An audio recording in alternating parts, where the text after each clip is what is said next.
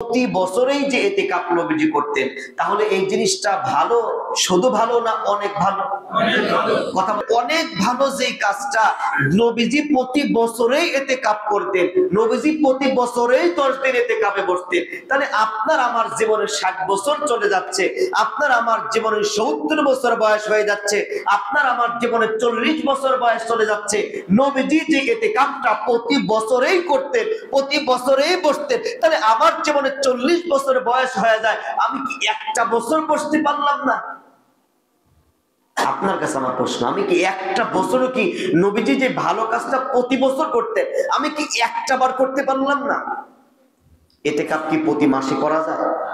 2 মাস পর পর মনে হয়, 6 মাস পর, 1 বছর পরে আবার ইতিকাফ আসবে। আগামী বছর ইতিকাফ আপনি পাবেন কি পাবেন না তা তো আমি জানি না। একজন ব্যক্তিকে পাওয়া যাবে যে হুজুর জীবনে যা করেছি কখন যেন মারা যায়, আমি আজকের থেকে 10 দিনের জন্য ইতিকাফে বসবো।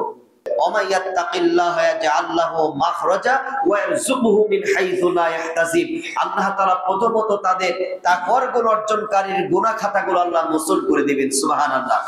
দ্বিতীয় নাম্বার, নেক আমলের প্রতিদান আরো বৃদ্ধি করে দিবেন।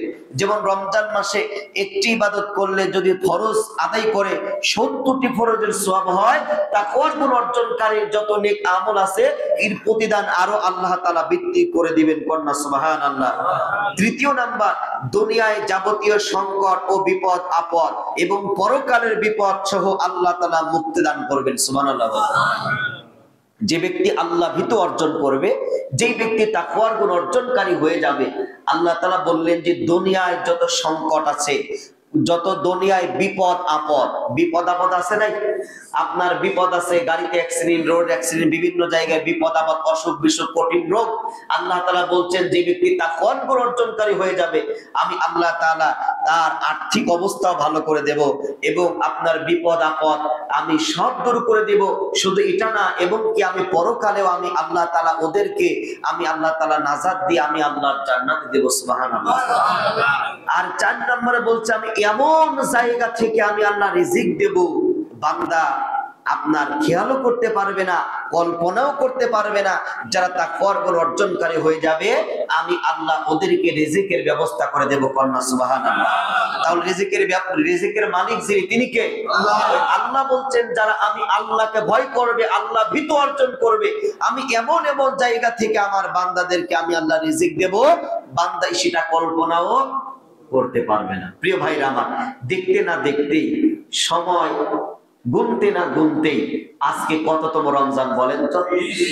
সবাই বলেন না কিন্তু। ক্ষুধা লাগছে? হ্যাঁ, আজ কততম রমজান বলেন তো?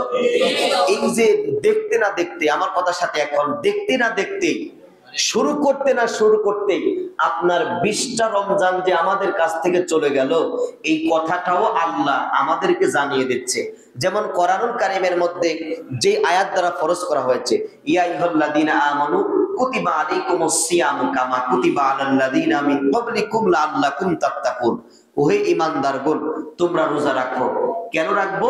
বলে পূর্বপুরুষের যেমন করে রোজা রেখেছে ওইভাবে তোমরা রাখো। আল্লাহ বলছে আল্লাহ কেন রাখবো রোজা? প্রশ্ন করছে আল্লাহ কেন রাখবো? প্রশ্ন না করতে আল্লাহ উত্তর দিচ্ছে লাআল্লাকুম তাত্তাকুন, যাতে তোমরা তাকওয়াবান হতে পারো, মুত্তাকি হতে পারো, আল্লাহ ভীতি অর্জন করতে পারো, সুবহানাল্লাহ। এই আয়াতের পরে আল্লাহ বলতেছেন আইয়ামাম মাহদুদাত। এর অর্থ হচ্ছে তোমাদেরকে রোজা আজীবন নয়, হাতে গোনা কিছুদিন। কথা বলেন, হাতে গোনা অল্প কিছু সময়, আইয়ামাম মাহদুদাত, অল্প কিছু সময়, হাতে গোনা কিছুদিন তোমাকে আমি রোজা দিয়েছি। বলেন তো দেখি, শুরু করতে করতে 20টা হয়ে গেল না? তার মানে আমরা এই রমজান মাস কেমন করে চলে যাচ্ছে, এক এক করে 20টা হয়ে গেল, আমরা দেখছি একবারে শেষ প্রান্তে চলে এসেছি, একেবারে শেষ প্রান্তে চলে এসেছি। তাই আসলে ভাই, এই জন্য রমজান মাস রোজা রাখেন বা না রাখেন, নামাজ পড়েন না পড়েন, যাই করেন না কেন, এই রহমতের, এই বরকতের, এই গুনাহ মাপের সময়গুলো কিন্তু আপনার থেকে হাতছাড়া হয়ে চলেই যাবে। 20 দিন যেমন করে চলে গেল, আর 10টা দিন কি যেতে সময় লাগবে? হ্যাঁ, আরো তাড়াতাড়ি চলে যাবে, আরো দ্রুত চলে যাবে। এই জন্য শেষ সময় এসে একটি আপনি দোকানে, রাস্তায়, বাড়িতে, মাঠে, ঘাটে, যে যেখানে থাকে বেশি বেশি করে রহমত, মাগফিরাত, নাজাত এই দোয়ার মাধ্যমে আল্লাহর কাছে যাবেন। রব্বানা আতিনা ফিদ দুনিয়া হাসানা ওয়া ফিল আখিরাতি হাসানা ওয়া কিনা আযাবান নার। রব্বানা, হে আমাদের রব, আতিনা ফিদ দুনিয়া হাসানা, আপনি পরকাল এবং ইহকাল এবং পরকাল আপনি সুখময় করে দাও। ওয়া ফিল আখিরাতি হাসানা ওয়া কিনা আযাবান নার, আর পরকালের যে আযাব, যেই কষ্ট, এই গহীন জাহান্নামের এই অশান্তি, এই আযাব থেকে অকিনা আযাবান নার, আমাদেরকে আপনি মুক্ত করে দেন। তাহলে একটি দোয়ার মধ্যে রহমত, মাগফিরাত, নাজাত। এই শেষ সময় আমাদেরকে বেশি বেশি আমাদেরকে মাঠে ঘাটে রাস্তায় চলাফেরায়, উঠা বসায়, চায়ের দোকানে, মার্কেট করতে, শপিং করতে, যা করতে সময় আপনি এইটা হাত তুলে বলবেন, হাত তুলে বলবেন, হাত না তুলে বলবেন, মনে মনে বলবেন, জোরে জোরে বলবেন, তাহাজ্জুদ নামাজ পড়ে বলবেন, দোয়ার মধ্যে বলবেন, রাস্তায় চলতে বলবেন। রব্বানা, হে আমাদের রব, আতিনা ফিদ দুনিয়া হাসানা ওয়া ফিল আখিরাতি হাসানা ওয়া কিনা আযাবান নার। যত বেশি বেশি আল্লাহর কাছে আপনি প্রার্থনা করবেন, আল্লাহ ততই আপনাকে কবুল করবেন। সুবহানাল্লাহ। প্রিয় ভাইরা আমার, সবচেয়ে বড় কথা হচ্ছে আমাদেরকে এই রমজান মাসের শেষ দশকে আল্লাহর নবীজি তিনি হচ্ছে ইতিকাফ করতেন। কথা বলেন, কি করতেন? ইতিকাফ করতেন।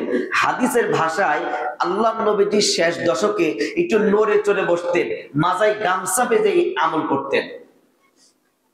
এর ব্যাখ্যা হচ্ছে আসলে কি মাজায় গামছা বাঁধা না, তার মানে একটু নড়ে চড়ে বসতেন। কেমন করে নড়ে চড়ে? দেখেন, আপনারা মনে করেন কি যে উঠবেন, উঠার সময় নাড়াচাড়া দিয়ে ওঠেন না একটু? একটা কাজ যখন আপনার সামনে হার্ড কোনো কাজ আসে, আপনি একটু শক্তি দেখান না যে কাজ আমাকে জোরে করতে হবে, এরকম করেন না? আবার আমরা কৃষক মানুষ, যদি দেখি একটা ভ্যান উঠছে না, আমরা গামছা গলায় থাকলে মাজায় কইশি বাইর দিয়া একবারে জোরে করে আপনারা ঠেলা দেয়, নাকি বলেন? এই জন্য নবীজির হাদিসটা এরকম করে, যেন যেহেতু ইবাদতের সময় চলে যাচ্ছে, সময় একেবারে নিকটে, এই জন্য এই সময় বেশি বেশি আল্লাহ নবীজি কি করতেন? ইবাদত করতেন। আর ইবাদত করার জন্য আল্লাহ নবীজি সবচেয়ে লাইলাতুল কদর পাওয়ার জন্য, লাইলাতুল কদরের আলোচনা তো করতে পারলাম, লাইলাতুল কদর পাওয়ার জন্য আল্লাহ নবীজি এই 10 দিন ইতিকাফ করতেন। কি করতেন বলেন? এবার আসলে হাদিসের কথায় আমার সাথে তাকান। হাদিসের কথায়, হাদিসের ভাষ্য অনুসারে